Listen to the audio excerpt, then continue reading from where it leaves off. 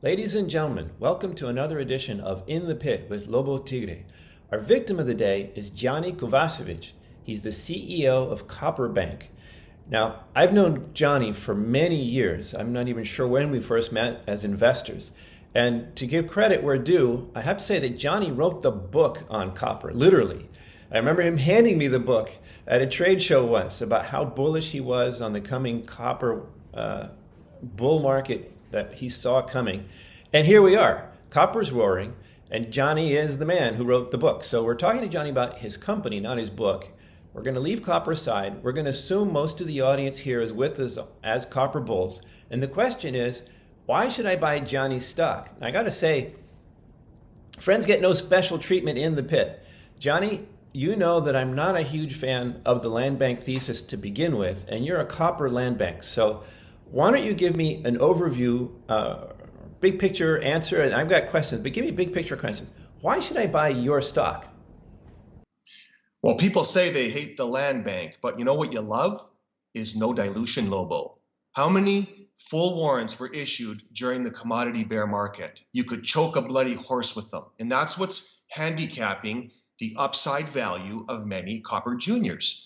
Do you know how many full warrants we issued in CopperBank during the bear market? Zero. We have a land bank with projects that have a very low holding cost, so we were always able to raise just enough money to pay for the holding costs, which are low in the hundreds of thousands, not millions. And now that the copper price is normalized, for our strategy, long term, we need $3.50 a pound copper. We always did.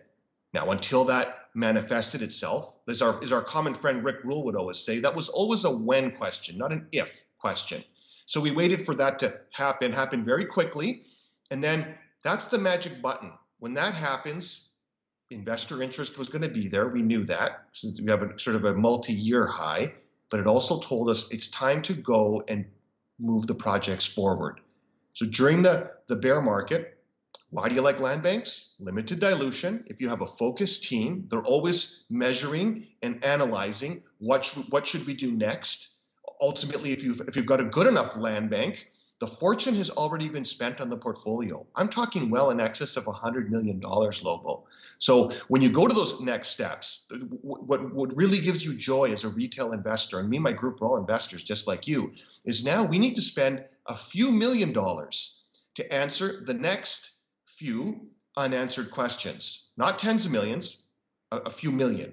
And then with the results from that work, we can assess where do we go next. And I think our projects are special for many reasons, and that's what we're going to talk about today. All right, well, that's a good overview. So what you're saying is that you're kind of preempting a question I was going to have. I noticed that you have a work program. You're going to spend money on your projects.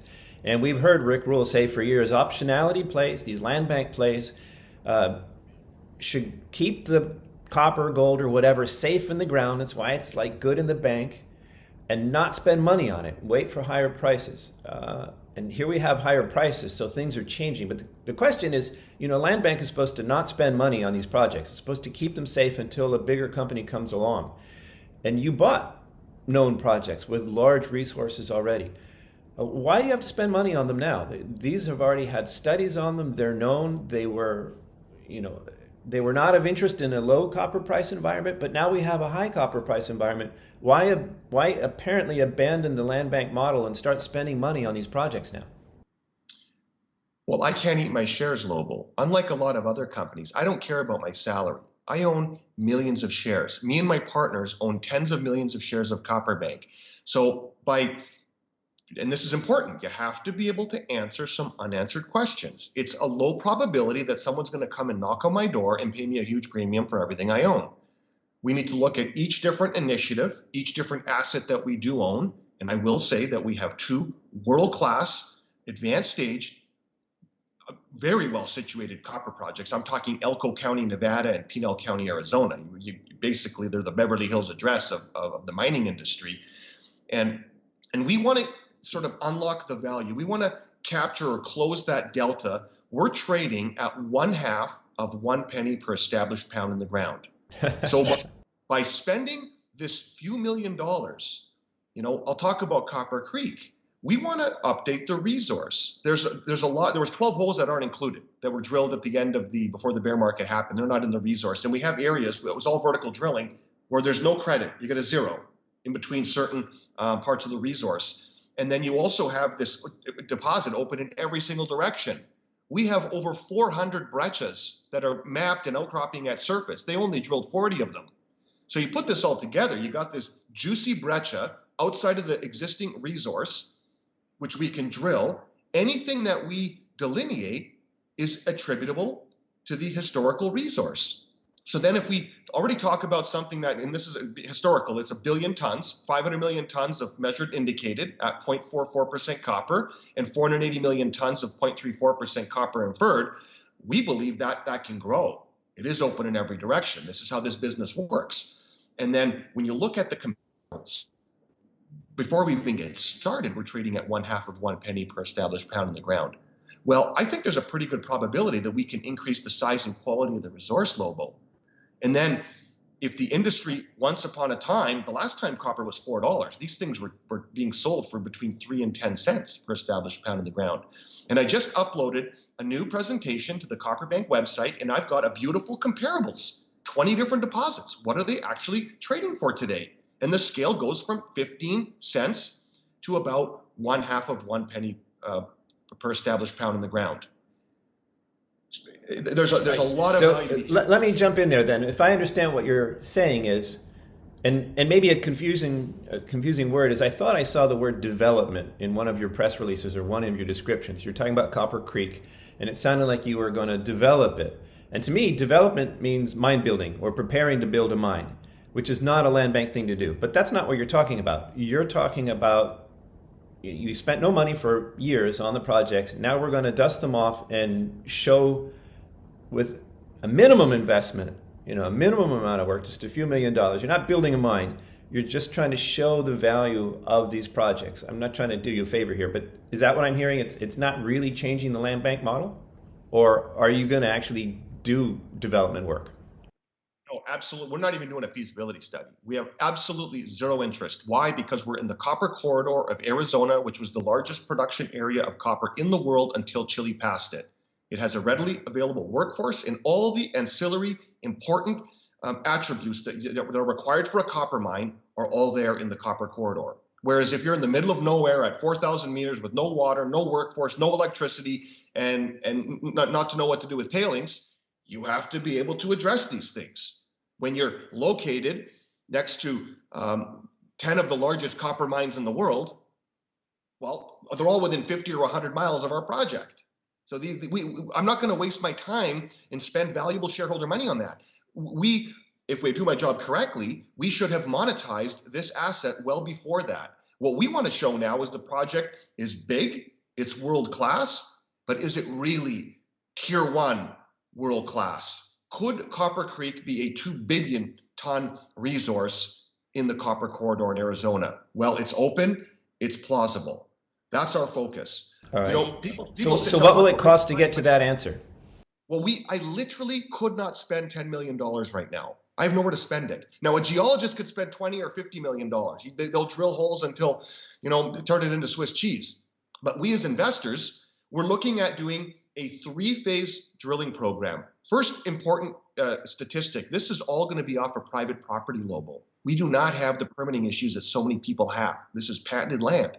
So phase 1, which is 6,000 meters, and phase 2, which is 6,000 meters, this is going to be drilled into breccias, into structure, and this is going to be almost in every single case outside of the known resource. And these holes are going to be drilled at a 45 or 50 degree angle, and they're going to be drilled to about a 400 to 500 meters, the hole, but the true depth will be 300 meters. Why? Because what we care about right now in this part of the answering unanswered questions is finding more near surface resource. So we can actually start saying that the strip ratio can it be a much lower number. We believe we have a good shot at making that happen. Sorry, so is this exploration mostly going to be around the existing zone, making it bigger, or are you off exploring these new breccias somewhere else on the property? All that would be conceptually, if you were to tie in a big open pit, that would all come in that open pit. And there's pretty good graphics on the presentation I uploaded today. You can see With the resource projected to surface, you can look at a plan view and you can look at a cross-section view on how these holes, if successful, would obviously help this historical resource. And then once the first two phases are done, well, of course, with success, you keep drilling. That's easy. And then ideally, in a rising copper price environment and with successful, sexy results, usually this is a positive for a copper junior company. We would then look at doing additional capital raises if it's not dilutive. So right now, we still believe the share price is very undervalued, as for my example of trading at 1/2 of 1 penny per established pound in the ground. And we have the ability to self-finance. Every single financing we did, Lobo, was done above the market without a warrant. We wrote the check. Me and my partners have cash. We'll finance this. It costs, in the world, on the low end, I would say $200 a meter to drill diamond core holes. On the high end, over $1,000 a meter. You know these, helicopter assisted in a rural location. We're going to be about $250, $300 a meter here. So when I'm talking about 6,000 meters, phase 1A, this is a $1.8 million exercise, to give people context. All right. You actually are touching something I was going to ask later, but since you're there, I'll go ahead and ask it. I always ask management how much skin they have in the game. And so since you brought it up, how much of your own money have you put into this, Gianni? Well, I would be the exact figure I can't tell you, but it would be hard money, not check swaps and not nonsense. I'd say $1.5 million. Bought almost all that stock on the market. I have 7 pages of insider buying. I mean, really, since the strategy started, and when the stock was cheap, and I mean, it was stupid cheap, I bought millions of shares. I did this. I bought other companies. I own 2% of a few other companies as well. I like copper. It was cheap. I've got 4 10-baggers in the last sort of 12 months, Lobo. CopperBank for me is a 4-bagger. And I believe it has, from where it is right now, I believe it has the potential to be another 10-bagger from this area right now for many, many reasons. But to answer your question specifically, whenever the stock came off, and you can do a forensic audit of all my buying, it goes back 5 years. Whenever the stock came off, I always bought the shares, insider filing. Whenever the stock found a new level, I always bought stock, insider filing. Our stock doubled. I bought another 100,000 shares just because it doubled. That doesn't preclude me from continuing to show support at times of weakness. And I've been the lead order in every single financing. And that is how I am the largest shareholder of CopperBank. And Frank Holmes he and I are actually the 2 largest shareholders. We both own about 7 million shares, somewhere there. It's a strong statement, Gianni. I appreciate it. All right, so I'm actually looking at the slide I think you're referring to for the drill program, coming back to that. And the green outline, I guess, on that slide is the current resource area. And then the pink areas are where you plan to drill. We'll put a link up to this for the audience. Yeah, well, you can download that from the CopperBank presentation. And if you're on the pink graphic, what's that? Every single kind of like asteroid you're looking at, if you will, is a breccia. There's of these, and this is the highest concentration in North America. I cannot underline this enough. The 2 major geological trends that occur in Arizona, which created the copper corridor, where you've got the Ray Resolution Pinto Valley corridor, and then you've got the Baghdad Miami Globe. Those 2 geological trends intersect exactly at Copper Creek. This is why there's this over 400 breccias. So this is pornography for a geologist. And just to be clear, the little lines on there that look like drill traces, those are drill traces, but outside the resource area? That's correct. Those are the new holes we'll be drilling. Those are the planned ones. All right. The planned ones. Phase 1A and B, private property, and then phase 2 is going to be off of our Arizona state mining claims. All right. So how much of the land is private, and how much of it is it Forest Service or BLM? No, we don't have any Forestry Service land whatsoever. And this is one of the sticky points with the Rosemont project, which is directly adjacent to Tucson, Arizona, Pima County. We're in Pinal County. We report to Safford for all of our work. And we do not have any Forestry Service land. This is entirely 16 square miles or 42 square kilometers. And it'd be about 1/3 of its private patented land. And the other 2/3 would be Arizona state mining claims and also some BLM claims. All right. One more thing on Copper Creek, which we're talking about, is I remember from a previous presentation, it looked like you had the 2 slices, the 2 cutoff grades. And it looked like a lot of the material at the higher cutoff grade was at depth. Am I wrong? or does it seem like the better grades are at depth? And what does that mean about the nearer to surface grades that you have? Yeah, so what Lobo is referring to, people that are not familiar with the project, is that the 1 billion tons predominantly is below the 250, 300 meter area with some plumes that go to surface. We have a high grade core at Copper Creek. It's all historical, but it's about 60, 70 million tons of 1.5%. And then the PEA that was done in 2013, which was basically envisioning a shallow underground mine, room, and pillar. We're not pursuing that strategy whatsoever, but that was 250 million tons of 0.8.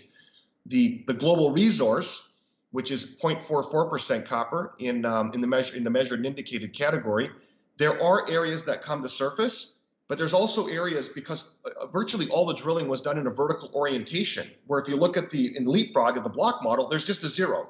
It's assumed to be waste. So this has to be done. The truth machine has to get to work. This will be done with angular holes.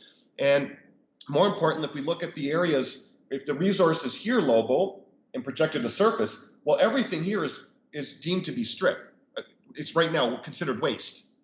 So you would have to look and have to be somewhat optimistic that there's going to be some kind of success. And as I've stated already, in that sort of the first 300 meters. This is why that's the focus of the project. We also want to look at another important, and I think this is going to be important for certain projects. We always used a classic 0.2% cutoff. And this is because you simply could not mine rock if it's not economic. If you're using, that's $6,600 a ton. And the reason we use that is because that block has to be worth $12, $13, $14. Well, copper's now $10,000 a ton. So when you're talking about a 0.2% cutoff, that is a $20 a ton block. The industry, and I'm telling you this, I'm giving you some foreshadowing. I could say that if the copper prices stay in the $9,000, $10,000 a ton area, those cutoffs are going down. They're going to go to 0.17 and 0.15 because at 10,000 a ton, 0.15 is worth $15 a ton. So the question at Copper Creek, how many blocks are 0.19 or 0.18% copper? There's an opportunity there, Lobo. So when you look at the resource update, we also have some byproduct credits, some of these rare earths that were never included. They were assayed, they're there. And sometimes the value of these rare earths is higher than the copper. So we're looking at that as well. So when you look at the copper equivalent, help me understand something here, though, Gianni. It has virtually no byproduct. When you look at the difference between the copper grade and the byproduct and the copper equivalent, it's almost the same grade, which tells you we're not including any byproduct. It is a virtually right now copper-only grade that we're talking about. Which also suggests a potential streaming opportunity for funding any work going forward rather than more dilution. But help me understand something here. These are really big, and this applies to both of your projects or any big land bank project. These are big, decades, multi-decade mine life projects. And okay, copper's up now, but over the life of a mine that big, is it really fair to move the cutoff significantly? Because sure, copper will remain high for a while, but high prices will be the cure for high prices, to again quote our mutual friend. Over the life of a 20-year mine, 30-year mine, the copper's not going to stay that high. So, yeah. Is it really fair to move the cutoff like that? What I just talked about was the copper-only grade. Now, when you start adding some byproducts, if we are in fact successful, we have to do the work, and then if that's qualified and there is enough value there, and you can have it through some kind of concentrate where you can actually capture the value from these byproducts. These are ifs. We have to do the work, but this is not going to cost a fortune to do that. With that 0.18 or 0.19% copper I'm talking about, now in a copper equivalent category, goes above the 0.2 copper equivalent cutoff. So yes, I agree with you. You have to have a reasonable amount of conservatism when doing these estimations, but it's not for me to convince the person that's going to buy this project from me. I'm in dialogue with people that build and operate copper mines. I did the keynote at Cesco's Copper Dinner in 2017. My team, we have over 300 years of collective experience within the team, and I can tell you this firmly. We are 1 degree of separation from anyone who is anyone in copper mining. There are 50 to 20 companies that would entertain the opportunity to further de-risk a large, well-located project in a 21% tax rate environment, which is the United States, a project like Copper Creek. So that's my dialogue. And they have their own internal vision on what the price of copper will be. And for a larger company, as you know, Lobo, the IRR can be 15% or 20%. For a little company, it should be 30%. It's different for a bigger company. What they care about is it going to have the ability to pay out at least 100,000 tons of payable metal for, say, 25 or 30 years. You need to have in excess of 5 or 6 billion pounds, eventually in a proven and probable type of category. So you need to start with about 10 billion pounds in measured and indicated and a little bit of inferred, because you're going to lose half of that when you get to a mine plan. We're there. We're an onion skin away from that. And anyone that knows anything about this type of industry, if you look at a deposit, have they drilled the Swiss cheese out of it already? Yes or no? In our case, they have not. Open in every single direction. That's a good thing, Lobo, even though they've already drilled 220,000 meters. Yeah, that's a lot. All right, so I get it. For Copper Creek, you have a couple of low-cost deliverables, which are on tap for this year, correct? Correct. We're going to be working through that. In Arizona, we can drill 365 days a year. We got no weather clock on our heads. Right. Okay. So you have a couple low-cost deliverables that de-risk and potentially expand, improve that project. But you also have contact. Are you going to do anything there? I mean, the grade is much lower there. It's currently at least less than half of what you've got at Copper Creek. Well, let's qualify that though, Lobo. Let's qualify that. Let's give everyone a little bit of an update on what's going on with cathode copper. The leach copper projects around the world make up about 4 million tons of primary copper. 17 million comes from concentrate sulfide mines. 4 million tons comes from cathode leach copper projects. The production profile of cathode falls off a cliff in the next 5, 7, 10 years. So it'll go to about 3 million tons. We're just simply out of it. We've already mined these low-grade caps on a lot of the sulfide mines. And so where will this come from? Why is this important for people? Because that cathode does not need to go through a concentrating process. It goes right to the fabricator. This is important. America produces only, it has to import 2x the copper that it manufactures or that it mines.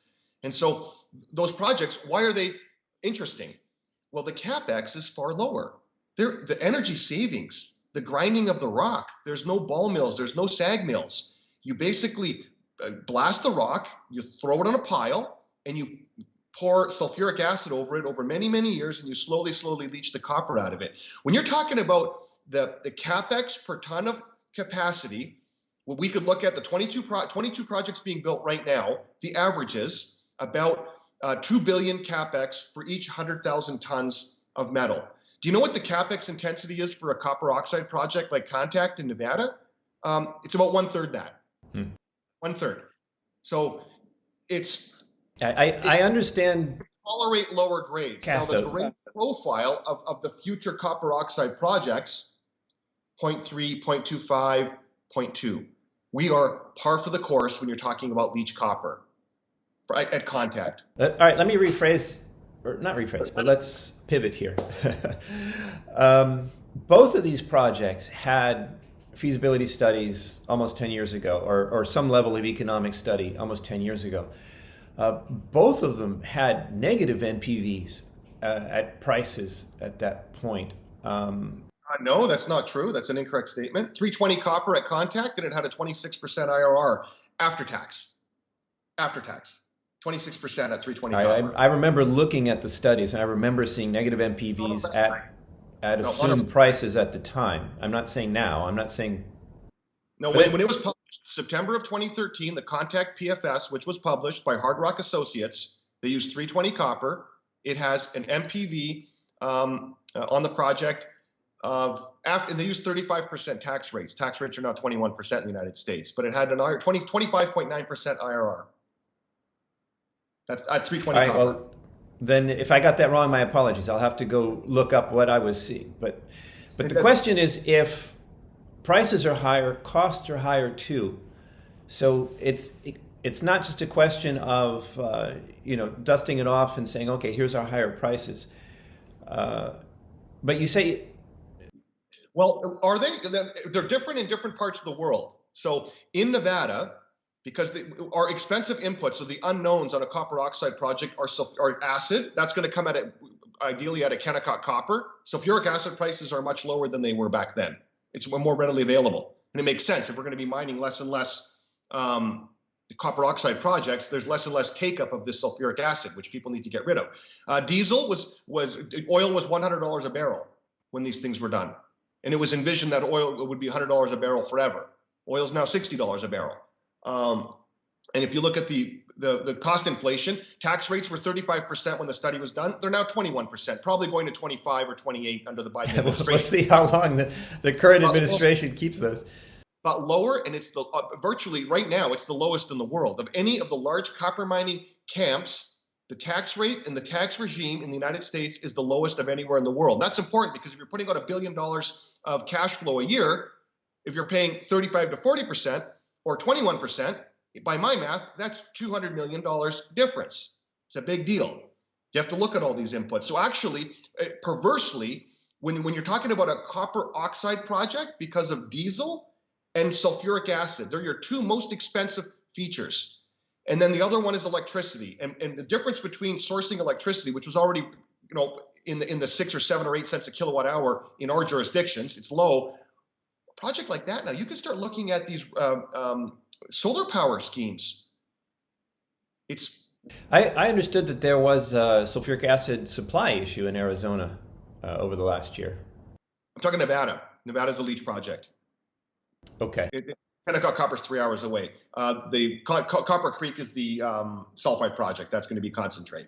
All right. So again, Contact. What is the work program for this year, if any? What are the deliverables on Contact? So here's the deliverables at Contact. I've already talked about why the project's special and why there is going to be a particular need for that type of project. When we're looking at these copper prices, we want to do an optimization, because an optimization on that project, there are areas where we can isolate high-grade pods, which just happen to be in near surface. We can do a multi-phase development program at Contact. The CapEx, based on the 2013 PFS, was $188 million. With a pretty significant contingency, a $25 million contingency. But it also included a $50 million mine fleet. We would look at doing contract mining there. It's possible. And you do a 2-phase development plan. Could you also move a used SXEW plant to the property? It's on private property, Lobo. There are some of these things that are going into reclamation now. There's an opportunity there where we don't have to ask permission. We own some 2,000 acres of private property there, where that's an opportunity there. Now, the optimization, this is a $400,000 exercise where we can incorporate everything I just talked about, including lower inputs, multi-phase development plan, a 21% tax rate. Even before we factor in much higher copper prices, at around $4 copper, we see there's an opportunity that the MPV would be 2x the CapEx. Everything above $4 is gravy. Now, we got $4.80 a pound copper.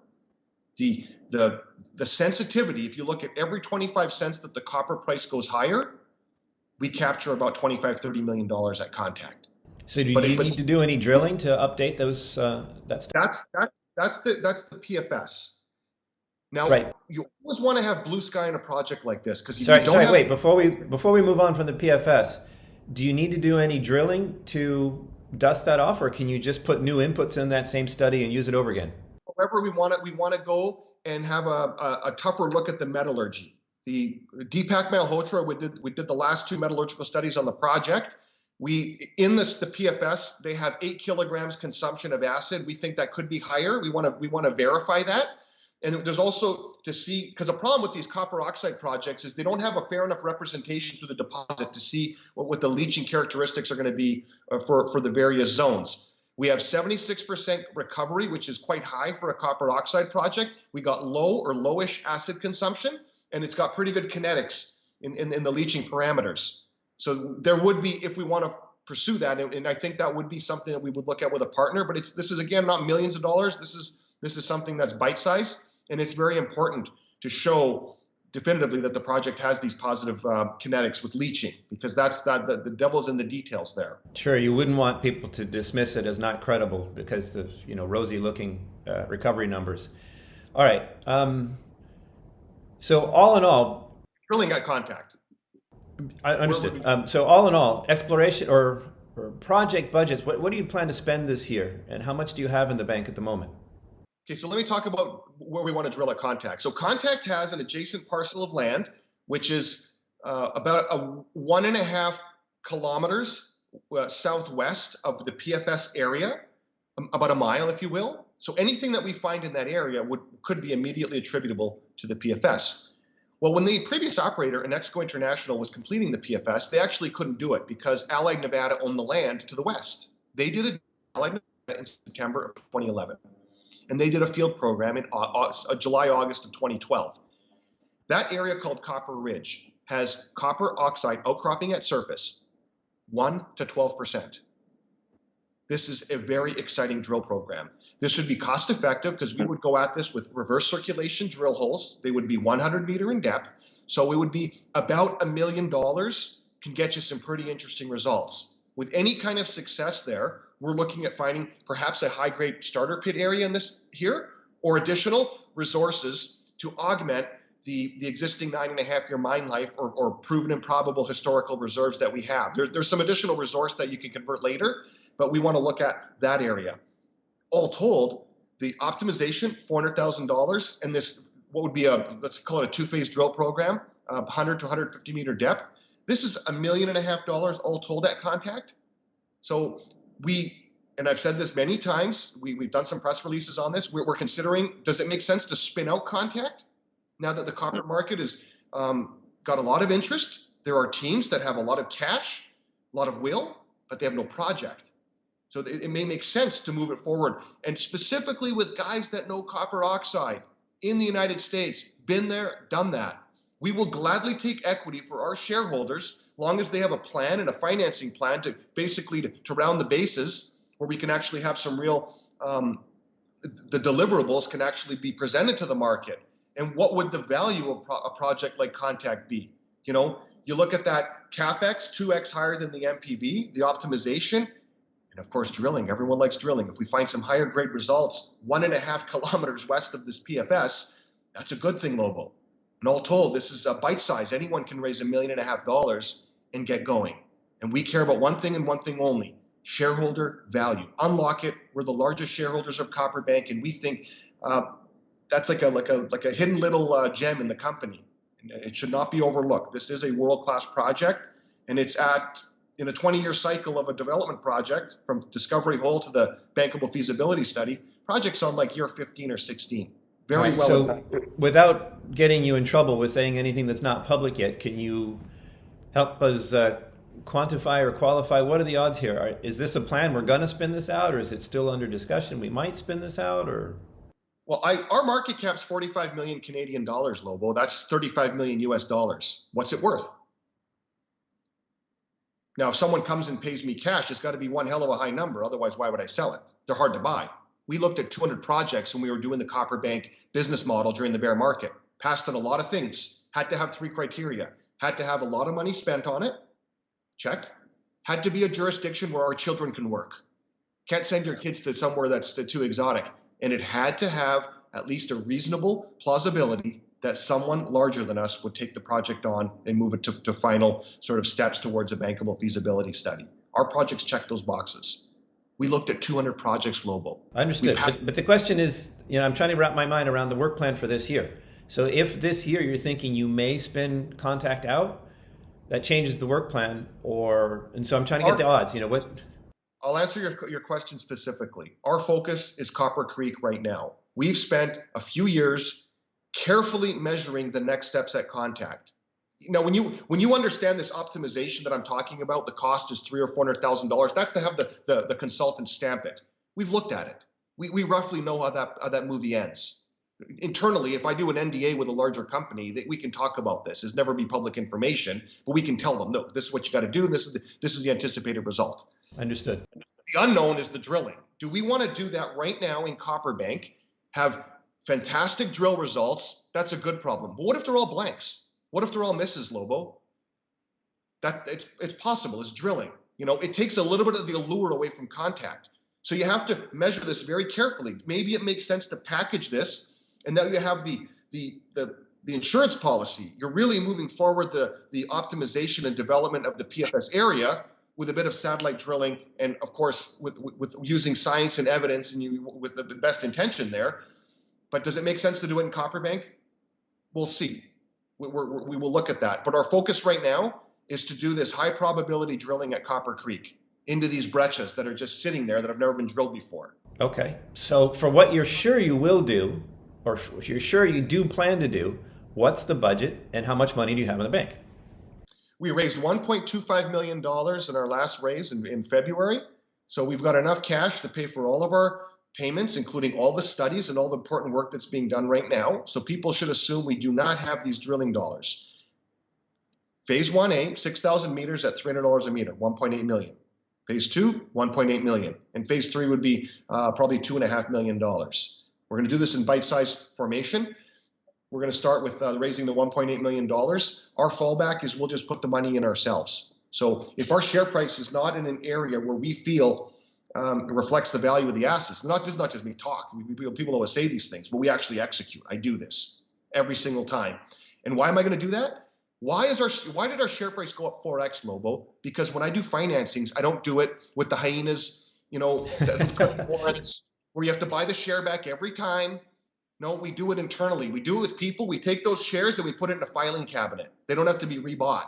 Right? That is admirable, Gianni. And if you can raise the money on those terms, more power to you. You have a fiduciary responsibility to existing shareholders to minimize dilution. I get it, and great, go for it. But of course, for people who might be interested in participating out there, they've been listening to Rick Rule go on for years and years about full warrant, 2 years, or forget it. So anyway.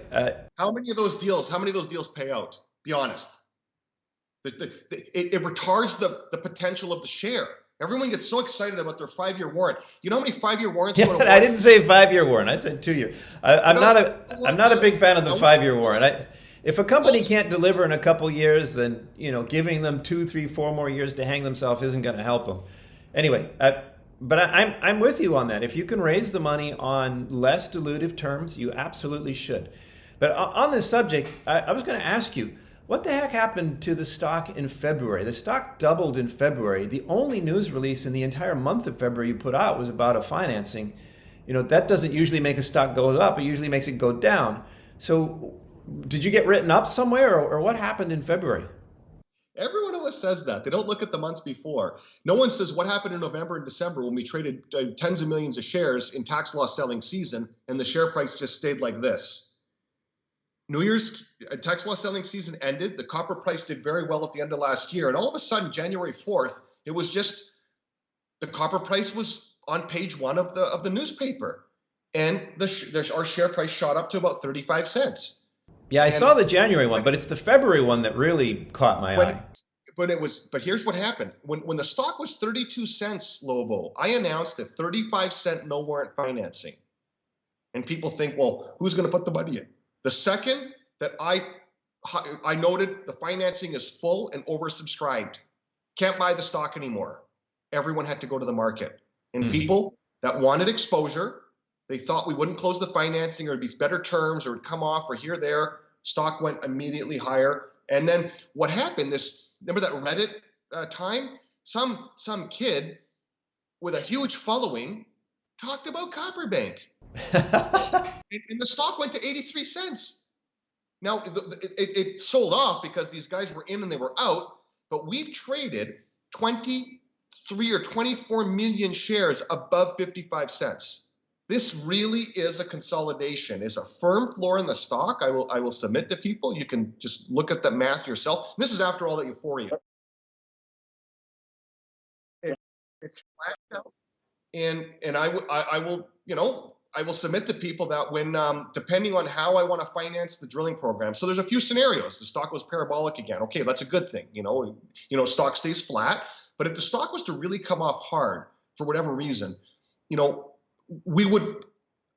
I could tell you this with a lot of confidence. It'll be I'll self-finance the company. Me and my partners. We'll do it ourselves. But if the copper price was to collapse, you also have to ask yourself again. Well, maybe we shouldn't drill these holes. I don't must have to raise the money, Lobo. I have to raise, guess how much money till next year? Zero, nothing.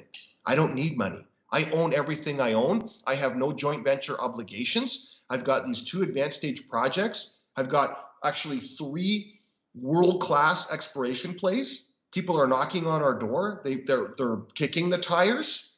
They want to come in. Now, if you want to come in and have one of my exploration projects, you're going to have to pay, either with equity or with cash. And we have a few other things that we're looking at. Sorry, actually, Gianni, let me jump in there. And without getting you in trouble again, I'm not asking you to violate any NDAs or disclose anything that you can't.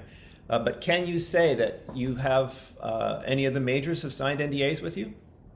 Every junior has NDAs signed with majors. There's no mystery there.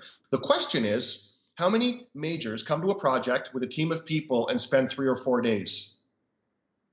I don't know the answer to that. So how many have come to yours? They like the copper corridor. Let us discuss, just to give people context, if you and I want to build, we're wealthy technology guys, and we say we want to build a copper mine. And they say, well, where are the big deposits in the world? And they're going to say, well, they're typically at about 3,000 to 5,000 meters in the Andes, or they're going to be in some peripheral Pacific Rim countries, islands like in Bougainville or the Philippines, and the odd outlier in the Central African copper belt. And then you've got some outlier projects like Copper Creek in Arizona. Well, what does it cost to build a 100,000 ton a day milling complex? We have the answer already. They're building 22 mines as we speak, 22 billion per 100,000 tons of metal yield. The next projects after that, the ones from 2025 to 2032, before cost escalation, because these studies were done during the bear market, 2.5 billion per 100,000 tons of metal yield. Do you know how much money it would cost to build a 75 to 100,000 ton a day milling complex in Arizona? About $700 or $800 million. Pocket change. Power magnitude difference. Why? Because everyone goes home at the end of the day. They feed into this. If you're a mining engineer, what is the fatal flaw? The company does not tell a mining engineer, you're going to go to Pakistan and work at Reko Diq. No, I'm not. I quit. I want to watch my children's soccer practice. So they too have to have this army of people that are flying in and out. Someone has to maintain these projects.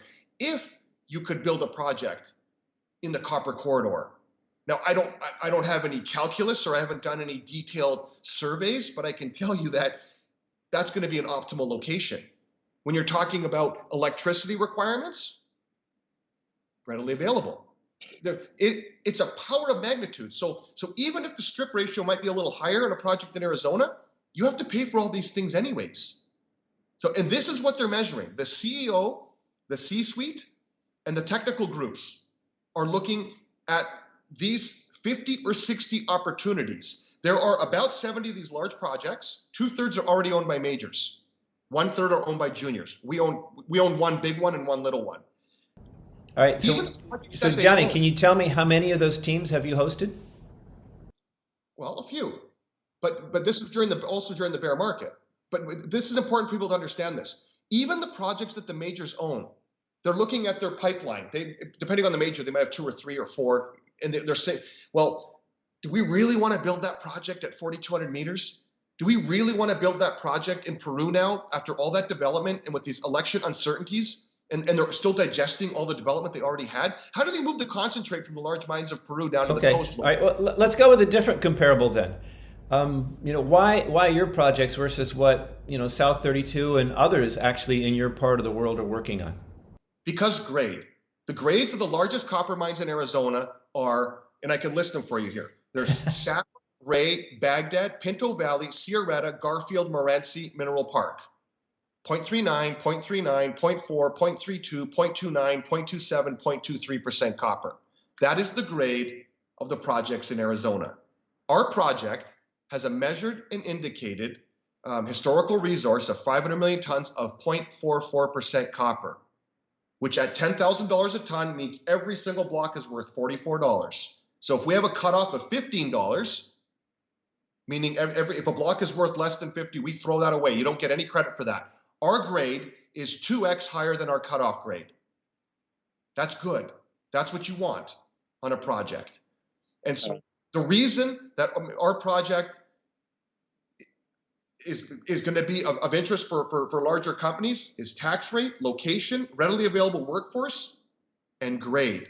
What we need to address now is the overall geometry of the deposit and what will theoretically be the strip ratio. There is going to be a strip ratio there, no question.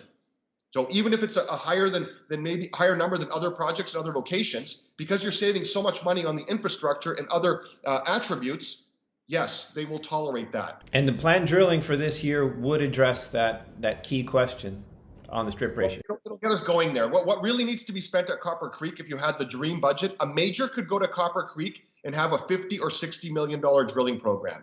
I mean, if you were to go there with, the project has that kind of scale. It's got the scale of a Cascabel, of a Oyu Tolgoi, because we're starting with 1 billion tons. It's already 1 billion tons. So you're looking at the terrain, which is, it's a big company project. Now, sorry, I'm not laughing at you, Gianni. I'm just thinking Carl Sagan, billions and billions of tons. Yeah. All right, so we've been going 45 minutes here, and we both have things to do. I appreciate your time. We already asked the skin in the game question, so I have one more thing I actually wanted to ask you about. What's up with the .cn listing? When are you going to get a .v or a .to affixed to your ticker? Well, we started on the CSE because it was just a low cost place for our, we throw pennies like manhole covers logo. It was just cost effective. And then when the whole cannabis craze and crypto craze, and you've seen this massive shift, the more liquid market is the CSE. Now, I'm told, people are telling me that they're going to make rule changes at the TSXV to more closely relate to what the CSE is, rule-wise. They've lost all the listings. So where it might have been an important thing 3 or 4 or 5 years ago to have this, it's not an uplisting anymore. They're competitive exchanges. You have to think of it now like New York Stock Exchange, NASDAQ. Where do you want to be? We're happy on the CSE. It provides liquidity. 99% of people have no issue buying and selling our shares on the OTC, CPPKF, in Canada, CBK, in all the European countries through the Frankfurt Stock Exchange. And then I think the odd person with interactive brokers, they may still have some limitations. But other than that, the whole world it can have liquidity with CopperBank. So we're quite happy with that exchange. All right. Well, you've been a pretty good sport for some tough questions here, so I'll let you have the last word. Is there any one last thought you want to leave our audience with? Well, I'm going to be there. I'm going to be turning the lights off on the strategy. I can't eat my shares, so we're highly motivated to monetize the strategy. We're just looking at it to be in the most cost-effective way. And as Ben Graham always used to say, we treat this like contrarians, like a value investor. You buy from pessimists with the intention to sell to optimists. There's a lot of optimism out there. The world is picked over. There's not a lot of these projects. And there's going to be, I believe, a serious partner for both of them. The question is, when do we sell? 5 people own 40% of the company. You will never see a hostile with CopperBank. When the right deal is there, we will present it to our shareholders. But I think there's a potential for a 10x. Why? Last time copper was $4 a pound, the market cap value of everything we bought would be like $3 a share. CopperBank's got 81 million shares out, and there won't be too much dilution. And we got $1.50 a share in paid work already. We're trading at 55, 60 cents Canadian.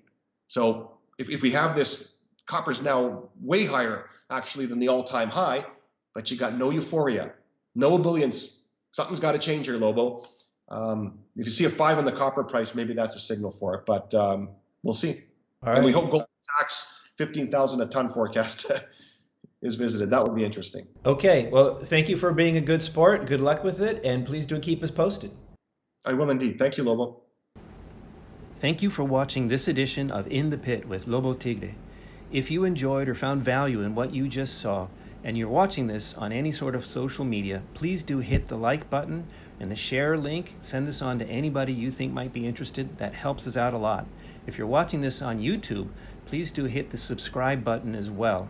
The number of subscribers helps us get more valuable content to you as well. On the subject of subscribing, I'll quickly say that if you're not a subscriber to our free weekly Speculators Digest, I encourage you to sign up. I promise if you do, we will not send you a flood of daily advertisements. You get one free weekly digest with original research not published anywhere else. Check it out at independentspeculator.com. Thank you and have a great day.